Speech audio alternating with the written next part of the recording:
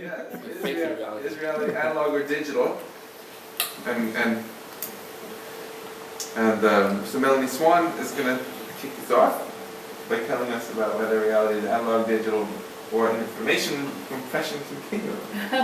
So I have sort of a short, light, futurist take on the reality essay question. When I read it and started thinking about it, to me it had a little bit more dimensionality. And so I would like to suggest an interpretation that analog and digital are two different techniques of compressing information. And they are stepping stones on the information compression superhighway, where there may be many subsequent nodes. Not only that, but the third node is already under development in a number of contexts. First, in communications. So when we think of analog, we often think of radio, one of the first widespread communications mechanisms. But today, most of our communication takes place via optical networks. The time division multiplexed, wave division multiplexed, high density optical networking, digital communication, including digital radio and digital television. There's so much information being created and transmitted in the current era that already there's another wave of technology under development for the transmission and compression of the information. Terahertz networks is one example of the new technology that's being developed. Probably the next era will still take advantage of the fundamental aspects of the electrical magnetic spectrum modulating information on with frequency and amplification. And just to give you an idea, the entirety of human-created content in 2009 was 1 zettabyte of information. But in 5 years, it's estimated that it will be routine to generate 1 zettabyte of information. And that's coming from astronomy, which would be no surprise to this audience, as well as finance and medicine. In medicine, currently, 50% information is being generated 50% faster than it can be stored. And in whole human genome sequencing, it's cheaper to resequence a genome if you need it than to store it. Another area where there's a third wave of information compression technology being developed is in information transmission. So for the longest time, analog was the main mechanism for main means of transmitting information via cave paintings or scrolls, papyrus, hieroglyphics. And then the digital revolution started to happen with movable type and the telegraph and the telephone, but primarily the transistor. We've been talking in ones and zeros since then. Here are 2 examples, just one character difference in saying I love you versus I hate you. But I'd like to suggest that although ones and zeros have run our lives for the last 60 years, this century is really about a new kind of code, life code, and that's ACs, Ts, and Gs, writing DNA. This is important in life sciences, agriculture, and fuel. Regenerative medicine, printing, is probably one of the first places that we're already starting to see this. Creating replacement organs for your body from your stem cells. The bladder, the Wake Forest bladder is the easiest to generate. It's hollow, but 26 different organs are under development currently.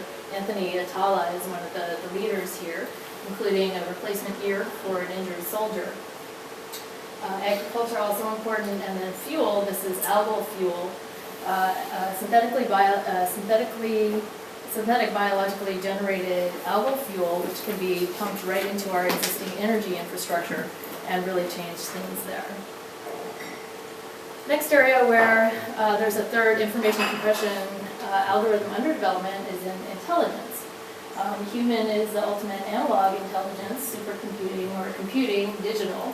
And these are on the same level in advanced computers. Computers are better at humans in some tasks, but not everything. And humans, with their non-linear architecture, are much better at general purpose problem solving.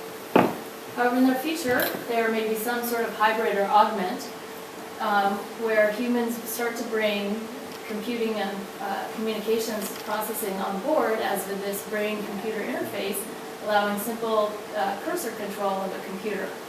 And another way this is already in development is research from Ed Boyden's group at M.I.T.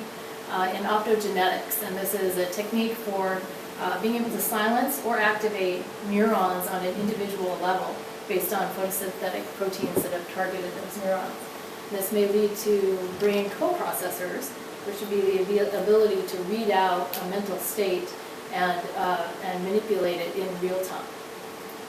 So people like Juan Enriquez think that the further future, possibly on the time frame of our grandchildren, would be a speciation, a moment of speciation for Homo evolutus. And this is essentially a hominid that can directly control every aspect of themselves and interaction with the environment. Another area where there are different levels of information compression algorithms under development were first analog, as we offshored product and manufacturing development to China.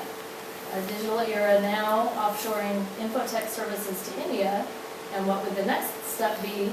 Offshoring thinking to computers. And this is not as scary as it sounds. We already offshore quite a bit of thinking to computers in terms of expert systems that review geological data for exploration, real exploration purposes, as well as fraud detection. And it could be as non-invasive as your personal digital assistant suggesting to you that you do activity A versus activity B this evening, because it, from a biofeedback loop, interpreted activity A as being more constructive to your utility function. And then finally, another place where we're familiar with different analog, digital, and the third category of information compression is growth paradigms. So the analog or continuous growth is, example is exponential growth. This is like our hard drives, computers, our iPods. We had a price performance doubling every year, Moore's law. It's continuous and perceivable. However, digital change is in the form of discontinuity. So this is actually the story of history, where things are completely different afterwards, such as with electricity or air travel or the nuclear bomb or the internet. FXQi. And then we have the notion of another kind of change, which is really different, where the laws of mathematics break down, the physics singularity or technological singularity that people think of as the advent of machine intelligence that is greater than human intelligence. So my future of information compression idea would be that we have analog and digital as two of the nodes. We have this third information compression node developing now. These are all based on the electromagnetic spectrum, modulating information onto that, onto all baryonic matter. And quite speculatively, maybe it will be possible to modulate information onto the strong force, the weak force, or gravity in space or in the form of muons, even though they're extremely short-lived. What would it be like to modulate time, if it exists, with information? And be able to modulate dark matter and dark energy, ultimately with information in some sort of compression algorithm. That's it.